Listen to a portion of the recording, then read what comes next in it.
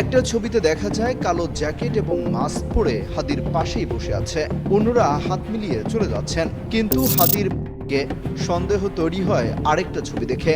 গায়ে কালো পাঞ্জাবি, কালো মাস্ক, গলায় চাদর এবং পরনে জিন্স প্যান্ট ছিল। সাথে প্রচারণা চালিয়ে যাওয়া দুই ব্যক্তির ছবি বিশ্লেষণ করেছে দ্য ডিসেন্ট। তারা নিশ্চিত হয়েছে যে বাইক থেকে গুলি ছোড়া দুই ব্যক্তি হাদির সাথেই মাস্ক পরা অবস্থায় জনসংযোগে অংশ নিয়েছিল। হামলাকারী দুজনের মধ্যে একজনের গায়ে কালো পাঞ্জাবি, কালো মাস্ক, গলায় চাদর এবং পরনে আকাশি রঙের প্যান্ট ছিল।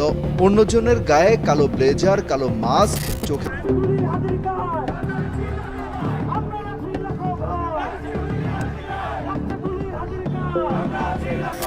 হাদির বর্তমান যেই অবস্থা, মনে হয় না সে আমাদের মাঝে আর ফিরে আসতে পারবে। তাকে গুলি করার নেপথ্যে কার হাত থাকতে পারে সে বিষয়ে বিশ্লেষণ করা না গেলেও বোমা ফাটালেন অন্যদিকে। জ্যাকব মিল্টন তার ভেরিফাই ফেসবুক পেজে লেখেন, ব্রেকিং, ওসমান হাদিকে গুলি করার নির্দেশ দেয় মির্জা আব্বাস। ঢাকা ৮-এ হাদির জনপ্রিয়তা দেখে এ ঘটনা ঘটানো হয়েছে। দেখা যাক বিএনপির তারেক রহমান কি করেন। এদিকে নেটিজেনরা তার কমেন্ট বক্সে কমেন্ট করে ভাসিয়ে দেয়।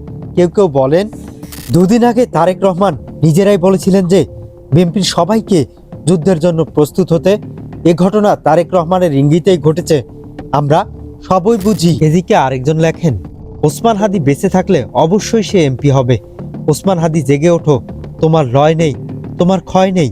ওসমান হাদিরা মরতে পারে না, ওসমান হাদিদের মৃত্যু নেই।